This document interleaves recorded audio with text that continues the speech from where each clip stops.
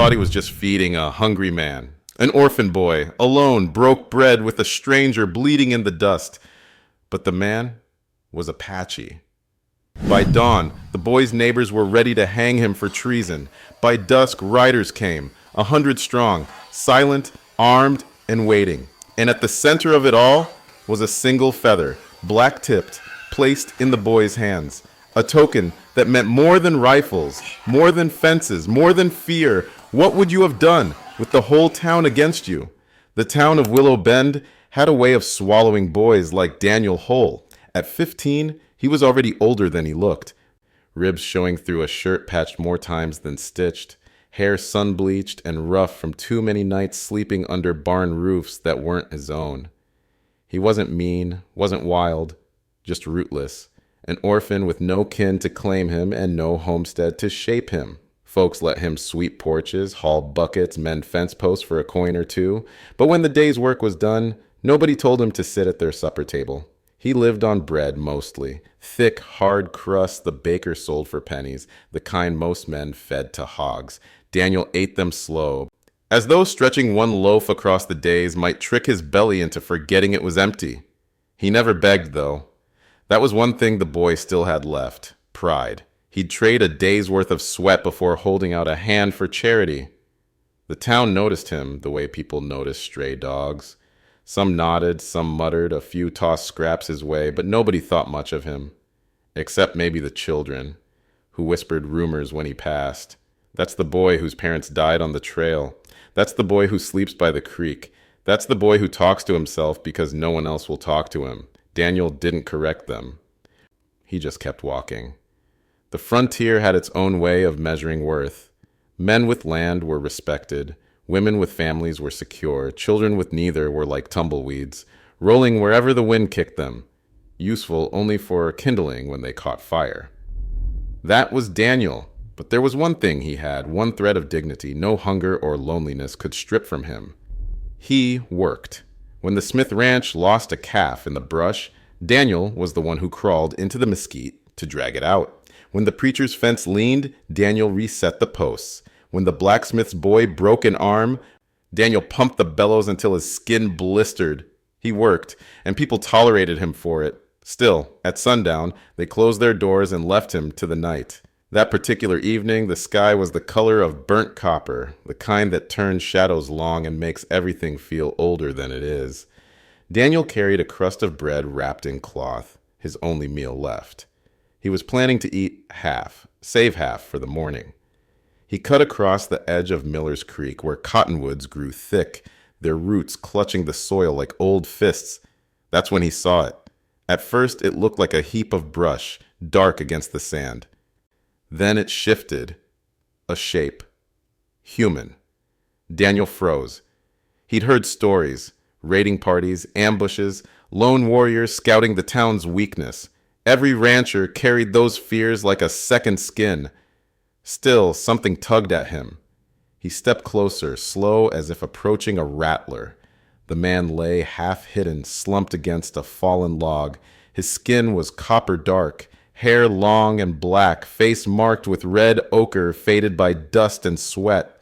His chest rose shallow, uneven. Blood darkened the earth near his thigh where a musket ball had torn through the muscle. His rifle lay out of reach. An Apache. Daniel's first thought was to run. If the townsfolk saw him anywhere near this warrior, they'd string him up for treason. But the man's eyes opened then, sharp, black as obsidian. Not pleading, not soft, just watching. Daniel swallowed hard. He could feel the bread in his pocket, warm from being pressed to his side all afternoon. One loaf, his tomorrow and the next day. He should walk away. That's what anyone else would do. But instead, his hand moved before his mind caught up. He pulled the crust out, broke it in half, and knelt just close enough to offer it across the sand. The warrior's gaze flicked from the bread to the boy. His hand trembled as he reached, not from fear, but from blood loss. Fingers closed around the crust, slow and deliberate. For a moment, the two just stared at each other, locked in a silence louder than gunfire. Then, with effort, the Apache raised the bread to his mouth and ate. Daniel expected anger or gratitude, or at least some word in a tongue he didn't understand. Instead, he got a nod, small, sharp, as if to say, "You gave, I took, that is enough." The boy stood quickly, heart hammering. He wanted to vanish back into the cottonwoods, but something kept his boots planted. Maybe it was the look in the man's eyes, hard as stone, yet carrying a weight Daniel recognized. The weight of being hunted, of being unwanted. He backed away finally, not turning until the trees hid the figure from view. The bread was gone from his pocket, and his stomach growled in protest. But somewhere deep in his chest, something steadier than hunger stirred. By the time he reached town again, shadows were stretching long across Main Street. A pair of men sitting outside the saloon watched him with narrowed eyes. One spat and muttered, "Boy's been skulking near the creek again." The other leaned forward. "Heard tell he was feeding dogs out there. Dogs, or worse." Daniel kept his head down and walked on. He didn't answer. He didn't need to. The truth was simple, and the truth was dangerous. An orphan had given his bread to a wounded Apache, and someone somewhere had seen. By morning, Daniel's stomach felt like it had shrunk to a stone. The loaf was gone, given away. And now there was nothing left but water from the trough and the hope that someone might toss him a crust for hauling buckets. He tried not to think about it. Hunger was nothing new. What weighed heavier was the memory of those black eyes in the moonlight, watching him with the stillness of a hawk perched on a branch. The Apache had been no ghost. Daniel knew the difference between shadows and men. He had touched that crust of bread, eaten it, lived by it for one more day. That thought made Daniel's hunger feel different. Not a curse, but an exchange. The town didn't see it that way. By the time Daniel made it to the general store that morning, folks were already whispering. The baker's wife gave him a look that lasted too long. A ranch hand spat in the dirt as Daniel walked past. He caught fragments. Near the creek. Don't trust him.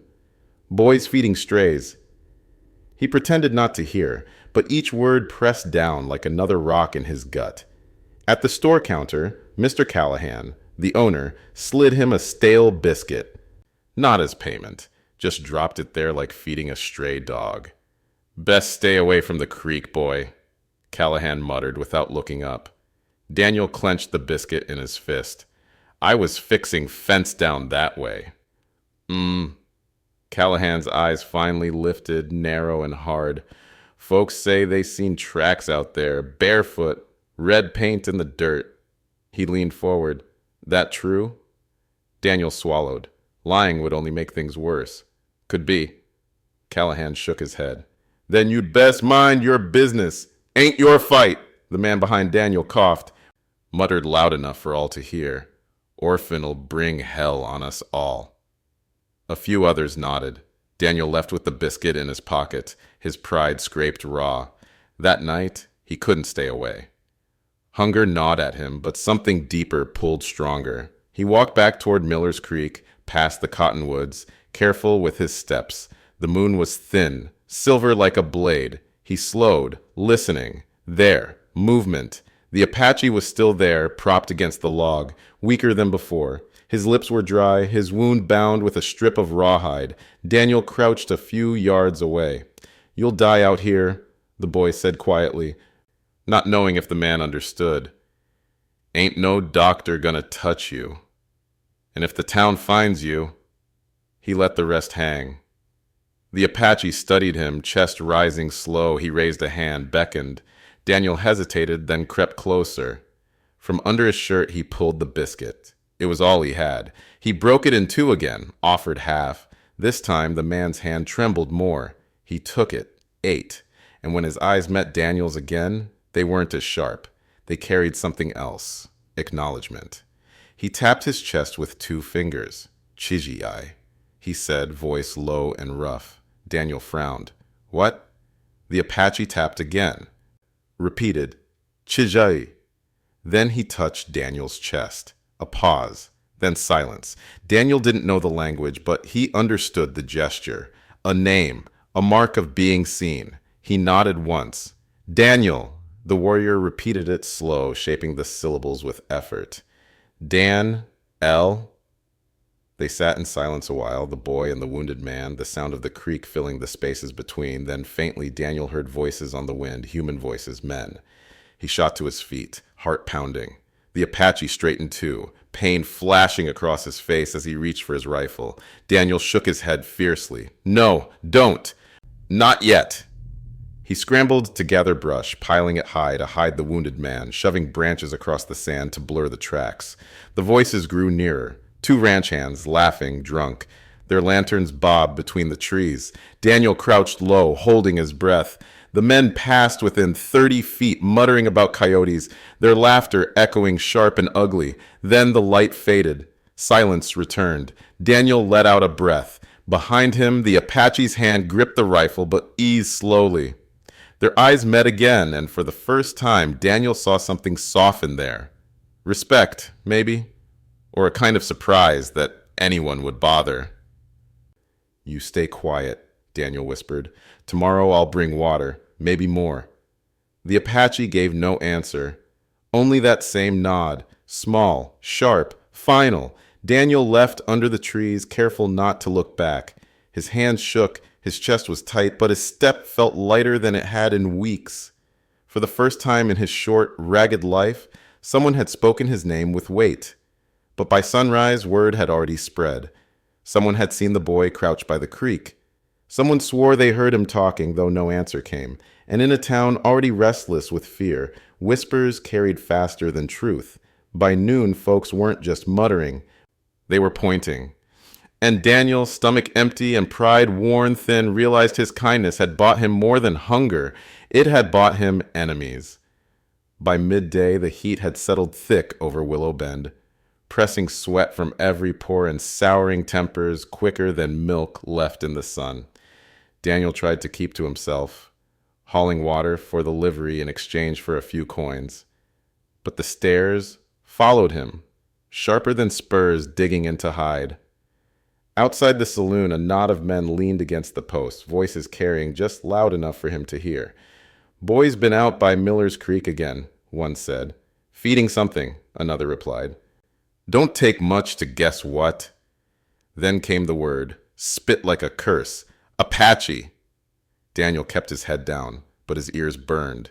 Inside the general store, Mrs. Callahan slammed down a sack of flour, harder than needed when Daniel tried to buy it. "You ought to think twice about where you wander," she hissed, eyes narrow. "There are folks here who've lost kin to raiders. Feeding one of them is near enough to betrayal." Daniel's throat tightened. He was hurt. Her mouth pressed into a hard line. "And my brother was hurt, cut down fixing fence 3 summers back." "You think he'd still be alive if someone had shared bread with the men who killed him?" He had no answer. He took the flour and left, the sting of her words following him into the street. That evening, as lanterns lit up the windows, the preacher gathered townsfolk outside the small church. His voice rang out, solemn and grave. "We live in perilous times. Evil comes in many forms, sometimes with painted faces and sharp knives, sometimes with a smile and a hand stretched out in false kindness. It is not our place to feed the serpent lest it turn and strike us. A boy among us has done what no decent man would. He has shared bread with the enemy." Heads turned, eyes fixed on Daniel, standing at the edge of the crowd. He felt every look like a brand pressed into his skin. The preacher's voice rose. "Compassion has its place, but not when it endangers us all. Remember, it was a single act of weakness that opened the gates of Jericho. One mistake can bring ruin on a whole people." Murmurs rippled through the crowd. A rancher spoke up, voice thick with anger. "First he gives them food, what's next? He leads them straight into town?" Another added, "Ain't safe with him hanging around. He'll draw them right to us." Daniel wanted to shout, to defend himself, to say the man he helped was no raider, but a wounded soul left to die like a dog. But his voice stuck in his throat. What would it matter? To them, Apache meant danger, blood, graves on the hill outside town. The preacher ended with a warning. "Mark my words, when the enemy comes, it will be on the head of the one who invited him." The crowd dispersed slowly, but not before more than a few men spat in the dirt near Daniel's boots. That night, he walked the edge of town, too restless to sleep. The barns that sometimes offered shelter were shut tight. Even the widow, who had once let him curl up near her stove, waved him off with a nervous glance. He was alone again more than ever before. By the creek, he crouched near the brush, heart pounding. The Apache was still there, breathing shallow but alive. Daniel set down a canteen of water he'd managed to sneak from the pump. The man drank slowly, then looked at Daniel with those same hard, unreadable eyes. He tapped his chest again. "Chijai!" Then, after a pause, he touched the boy's arm. "Dan L." It was the first time anyone had spoken his name without scorn in weeks. The sound steadied him. Back in town, though, the air was thick with unease. Ranch riders had returned from the northern pastures with grim faces. They'd seen smoke on the horizon, horses moving fast through the scrub. Apache riders, maybe scouts, maybe more. The kind of sight that made men oil their rifles and women gather children close. By dawn, word had spread like fire in dry grass. Raiders were near, and everyone knew who to blame. Daniel woke to find men at the livery eyeing him like a snake coiled in their midst. One spat. "You called him, didn't you, boy?" Another jabbed a finger toward the hills. "If they ride in, blood'll be on your hands." Daniel opened his mouth to protest, but the words died. In his chest, two truths wrestled. He had saved a man, and now the town feared he had doomed them all. As the sun rose, painting the valley in red light, the sound of distant hoofbeats rolled in with the morning wind. That day, Willow Bend was a hive of nerves. Hammers rang as men reinforced shutters, mothers rushed children indoors, and rifles were carried openly in the street.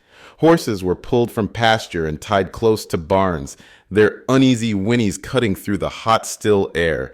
Every sound seemed sharper, wagon wheels clattering, dogs barking, the distant croak of crows circling above the cottonwoods. To Daniel, the whole town felt like a drum stretched too tight, one strike away from splitting. He tried to help, offered to carry water buckets to stack crates against the saloon windows, but men shoved him aside. "You done enough already," one snarled. "Don't need a traitor helping us die quicker," another added. By afternoon, whispers had grown to shouts. The blacksmith swore he'd seen Daniel slipping out of town at night, carrying food. A ranch hand claimed he'd found strange tracks near the creek, barefoot, light paired with the boy's smaller prints. The evidence didn't matter. The conclusion was already written. Daniel had invited the Apaches. Near sundown, Sheriff Dunn finally stepped in. He was a broad man with gray whiskers and the kind of weary eyes that came from keeping order in a place where justice was usually written with a rifle. "Son," he said, pulling Daniel aside, "best you leave town tonight. Folks are riled. I can't promise to hold them back if things go bad." Daniel's throat went dry. "I didn't bring them. I swear. I know what you swear." Dunn's jaw tightened. "But fear's louder than truth. Pack what little you got and stay clear." Daniel had nothing to pack. Just a threadbare blanket and a pocket knife. He walked out past the last fence line as lanterns flickered to life behind him, the town shutting its eyes against the dark. The prairie stretched endless, painted in shadows and silver light. Coyotes howled from the ridges. Daniel found himself drawn back toward Miller's Creek, where the cottonwoods bent low and the wounded Apache lay hidden. The man was weaker now, breath rattling, but his eyes opened when Daniel approached. He accepted water without a word, drank slow, then leaned back with a sigh. For the first time, Daniel noticed the tattoos inked along his arm, marks of battles, of kin, of a life lived with meaning. Daniel sat beside him on the log, the night thick with crickets. "They think I betrayed them," he whispered. "Think I called your people here. Truth is, I never called anybody. But maybe I'm not sorry I gave you bread." The Apache studied him a long moment, then reached into a pouch at his side. With trembling fingers, he pulled out a feather, black-tipped, bound with sinew. He pressed it into Daniel's palm. The boy stared. "What's this?" The warrior spoke a single word, rough but firm. "Honor." Daniel swallowed hard. He curled his fist around the feather, feeling its strange weight. No coin in town had ever been given with such gravity. The night grew colder. Daniel lay near the creek, blanket pulled tight, sleep coming in broken waves, dreams twisted with hoofbeats, with shadows on ridges, with his name spoken in voices both kind and condemning. Somewhere near midnight, he woke to silence so deep it pressed on his ears. The Apache sat upright, listening. His dark eyes flicked toward the horizon. Daniel followed his gaze, and there, faint against the starlit hills, he saw it, a flicker of movement, torches burning low, riders slipping like ghosts through the grass. 1, 2, 10, more, Daniel's breath caught. The stories were true. Warriors were near, scores of them, maybe 100. He looked back at the wounded man, panic rising. But the Apache only nodded once, calm, as though he had been expecting this all along. He leaned his head back, closed his eyes, and whispered something Daniel couldn't understand. The boy sat frozen, heart pounding.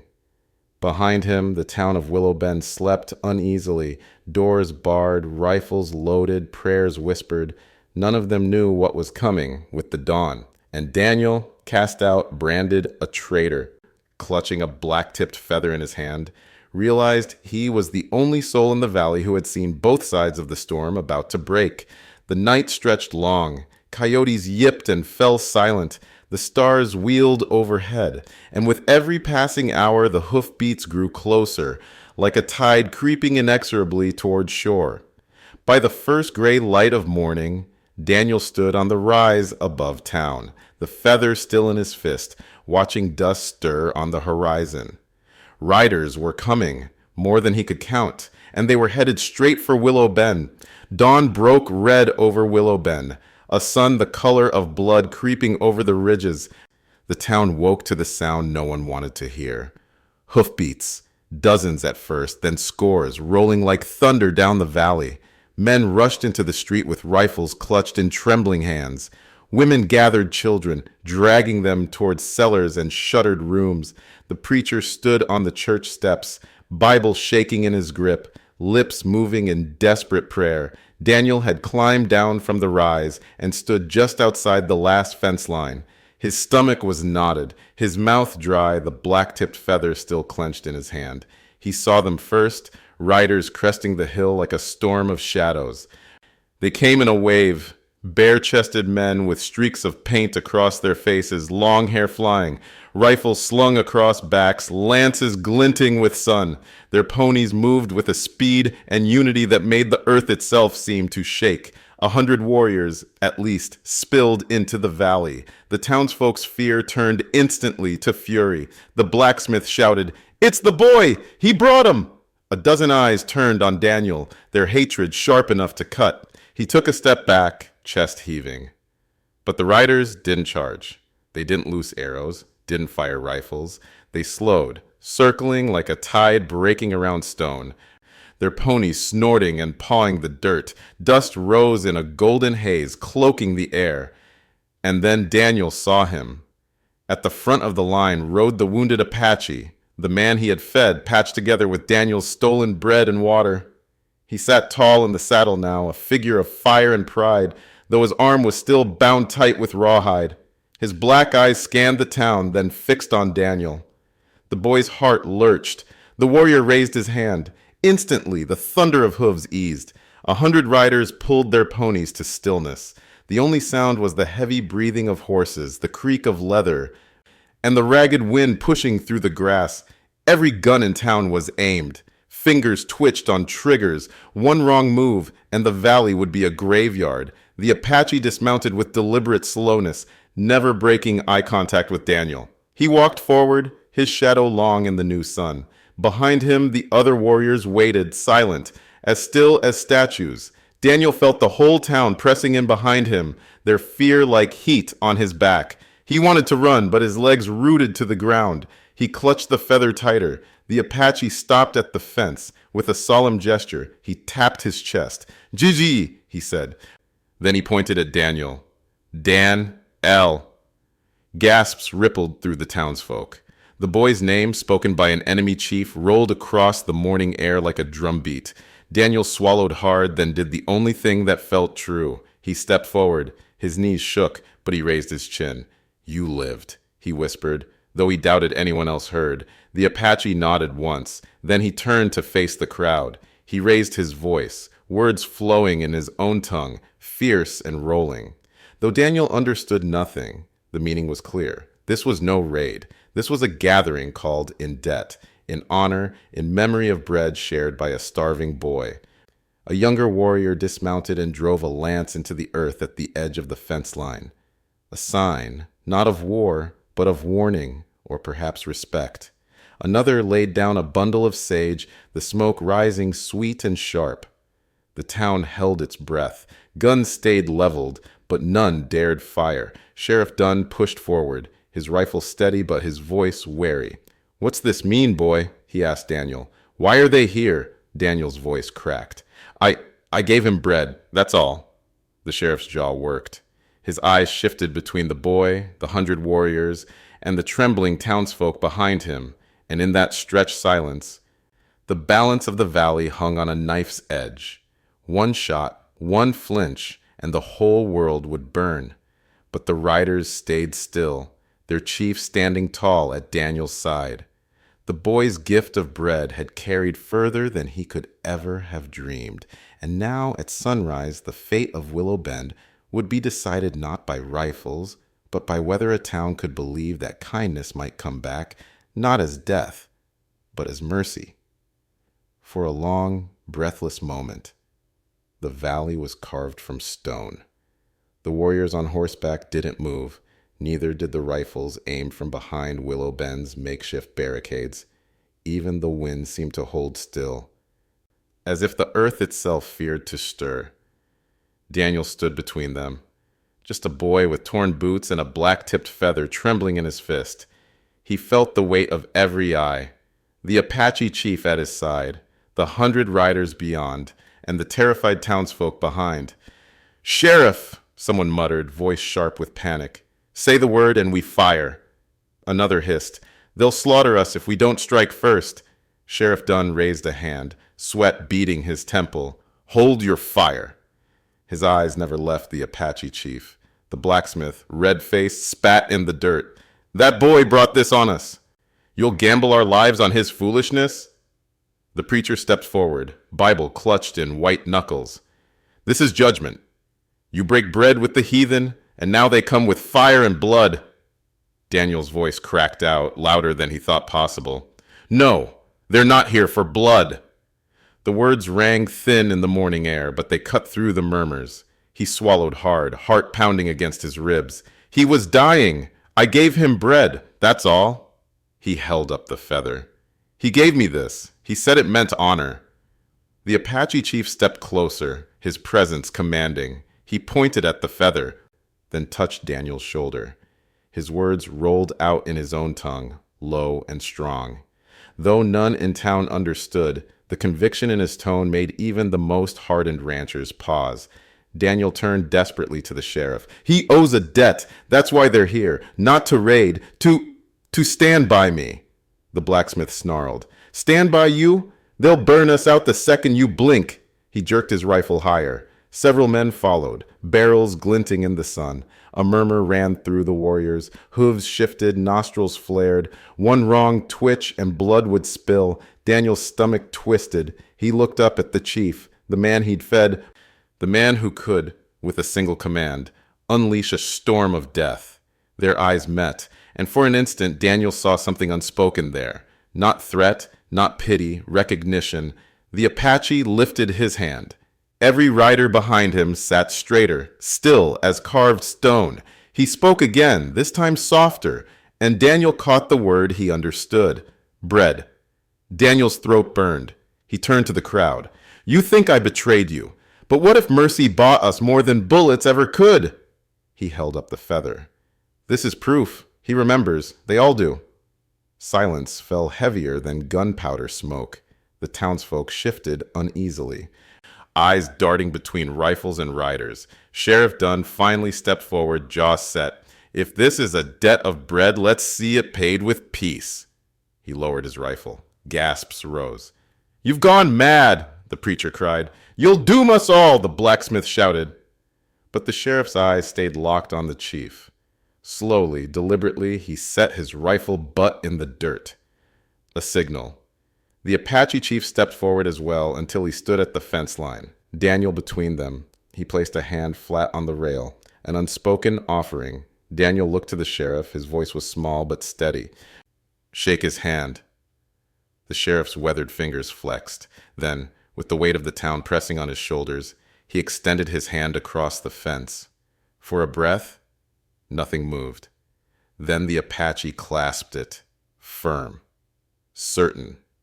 A murmur of disbelief rippled through Willow Bend. The blacksmith cursed under his breath, but no rifle fired. The warriors let out a single, unified whoop, a sound that was not war, but respect. The Apache chief turned, barked a command. A dozen riders broke off, trotting to the edge of the valley. They laid down bundles, dried meat, hides, woven blankets. Tribute, not plunder, payment for bread given freely. Daniel's knees went weak. He gripped the fence rail to steady himself. The preacher sputtered, You can't trust them. Wolves don't bring gifts. But his voice was thinner now, drowned by the awe settling over the townsfolk. The sheriff looked at Daniel, then at the black-tipped feather in his hand. Sometimes, he said quietly, a boy's mercy does what all our rifles can't. The Apache chief mounted again, lifting his chin toward the boy. One last word fell from his lips, clear enough that even the English speakers heard it. Brother. Then, with a command, the riders turned as one. 100 hoofbeats rolled like distant thunder, carrying them back across the valley, leaving dust and silence in their wake. Daniel stood trembling, still clutching the feather, as Willow Bend struggled to comprehend what had just passed. The boy they had cursed as traitor now stood as the reason the town still breathed. The dust hadn't yet settled when the arguments began. They'll be back, the blacksmith thundered, red-faced and sweating. Mark my words, they'll return with fire next time.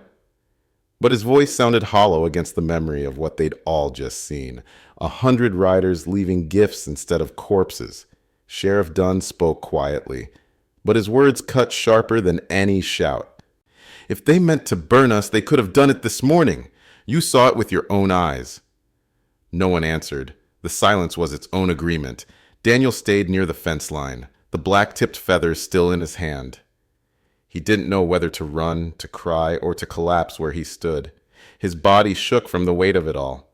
The bread he'd shared, the standoff, the sudden, impossible turn of fate.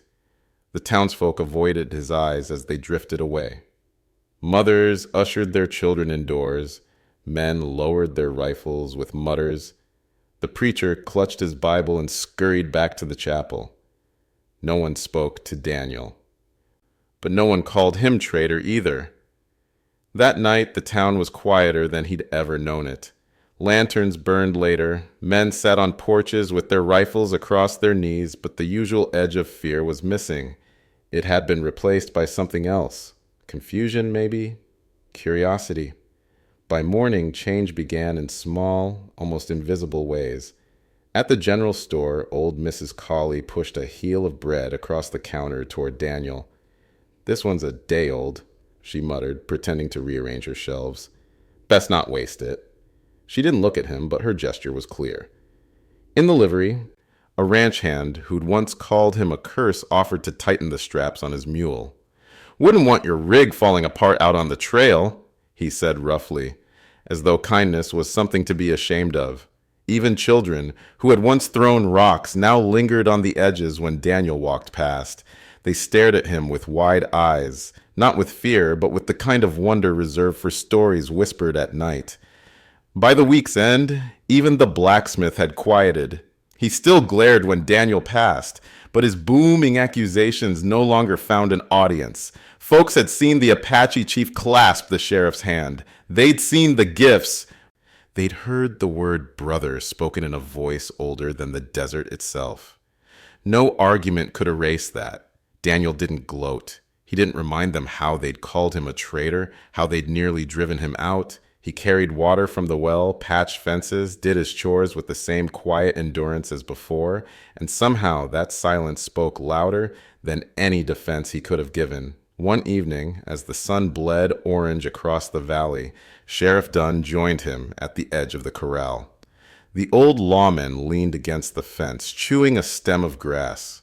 "Town's changing toward you," he said at last.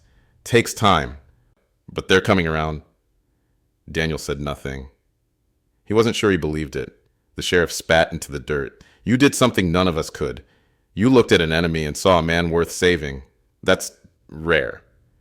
He glanced at the feather in Daniel's pocket. "Don't lose that.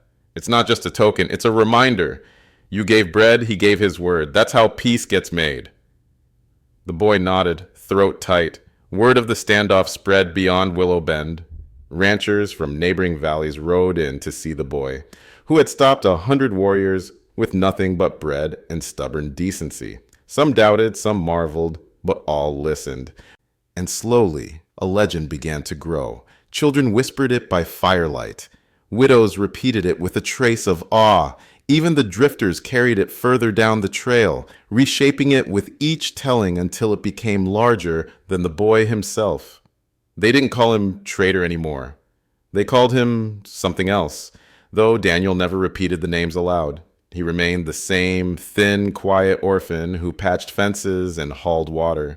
But when he passed through town, men lowered their hats. Women nodded. Children followed at a distance, waiting to catch a glimpse of the boy who had turned a war party into a peace offering. And Daniel? He never boasted, never explained, never sought more than his daily bread. He simply worked, steady as stone. The scars of suspicion lingered, but they were fading. And in their place, something new was taking root. Respect. Uneasy, tentative, but real. By the next Sunday, even the preacher had softened. His sermon stumbled into unfamiliar territory. "Sometimes," he said, voice unsteady, "the Lord works in ways beyond our understanding. Even bread given to a stranger may carry his hand." The congregation nodded. A few glanced at Daniel seated alone in the back pew. He lowered his head, cheeks burning. Respect was harder to carry than hatred, he realized. Hatred you could hide from. Respect sat on your shoulders like a weight you had to live up to. But as the days passed, Daniel found he could bear it. Not because he wanted honor, but because he understood what the Apache chief had meant when he said brother. It wasn't just Daniel who had been tested. It was the whole town. And though they had failed him at first, they were beginning to remember that mercy, once given, had a way of echoing back louder than gunfire. Autumn crept over Willow Bend with a quiet hand. The cottonwoods turned gold along the creek, and the nights grew sharper. Daniel had grown used to the strange balance of things. Townsfolk who once spit at his name now offered nods, small courtesies, even an occasional smile. Respect hadn't made him less lonely, but it had made him less invisible. Then, one cool morning, riders returned. The sound came first, hooves in rhythm, like a drumbeat echoing across the valley. Folks stiffened, rifles close at hand, though no one reached for them immediately. Everyone remembered the last time. Daniel stepped into the street, feather tucked safely in his pocket. He felt the town's eyes on him again, but this time there was no hatred, only anxious expectation. The riders appeared over the ridge, smaller in number than before, maybe 20 this time. But they came in the same disciplined wave, painted faces, hair streaming, ponies moving like shadows across the grass. At their head rode the same Apache chief Daniel had saved. The warriors entered town not with a charge, but with measured calm. Their weapons were visible but lowered, their eyes watchful but not cruel. When they halted, the chief dismounted just as before. He walked with the slow dignity of a man carrying memory heavier than steel. He stopped in front of Daniel. The boy's chest tightened. The chief carried something wrapped in hide. Carefully he unrolled it. A bow, polished and strong, its curve dark as midnight wood, strung with sinew that gleamed in the sun. Beside it lay a quiver filled with arrows fletched in black and white feathers. The crowd murmured, unsure whether to fear or marvel. The Apache raised the bow high for all to see, then placed it across Daniel's arms. His voice rolled low, steady. "Brother." Daniel's throat burned. He wanted to speak, to thank him, but his mouth felt dry as sand. He clutched the bow as though it might vanish if he let go. The chief wasn't finished. He turned to the townsfolk. His words came in his own tongue, but his gestures were clear. A hand on his chest, then outward toward the boy, toward the town itself. A promise. Sheriff Dunn, hat in hand, translated the silence. "He says the boy fed him when he was dying. That debt belongs to all of them now, so long as Daniel stands in Willow Bend. No Apache will raise a hand against it." The crowd gasped. A shield stronger than any rifle line had just been laid across their valley. The preacher whispered, "Mercy bought us more than gunpowder ever could." For once, even the blacksmith said nothing. The chief stepped back, raised his hand in farewell, then mounted again. His riders wheeled in unison, their ponies throwing up dust, and together they vanished toward the horizon, leaving behind only silence, and a boy holding a bow that meant far more than wood and sinew. That night, Daniel sat on the edge of the corral, the bow across his knees. The feather still rested in his pocket, but now it had a companion, a symbol not only of gratitude but of protection, of belonging. The sheriff joined him, leaning on the fence. "You realize what just happened, don't you? You gave bread. They gave us peace. You bought this town's safety with nothing more than kindness." Daniel shook his head. "Not kindness. Just what felt right." The sheriff's gaze softened. "That's what makes it rare." In the months that followed, Willow Bend changed. Suspicion didn't vanish overnight, but the story traveled faster than gossip ever could. Traders carried it down the trail. Ranchers repeated it by firelight. Mothers whispered it to their children before bed. How an orphan boy gave bread to a dying warrior, and 100 riders answered his mercy with loyalty. Daniel didn't seek to become a legend. He kept patching fences, hauling water, doing the quiet work no one else wanted. But when people passed him on the street, they didn't look away anymore. They tipped their hats. They smiled. They remembered. And sometimes at night, Daniel would take out the bow, trace the curve of its wood, and feel the weight of what had been placed in his hands. Not just a weapon, but a bond between two worlds that had once only known each other through fear. The boy, who had once been called a curse, had become something else entirely.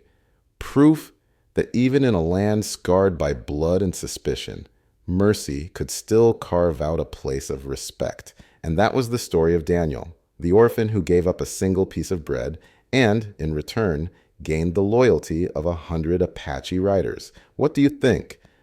If you were in Daniel's place, would you have risked feeding a wounded enemy, not knowing what it might bring the next day? Or would fear have kept your hands closed? Let us know your thoughts in the comments below. If you enjoyed this tale, make sure to like this video, subscribe, and hit the bell icon so you never miss a story from Forgotten Frontier. Share this video with a friend and check out the other stories on your screen now. We upload a new story every single day.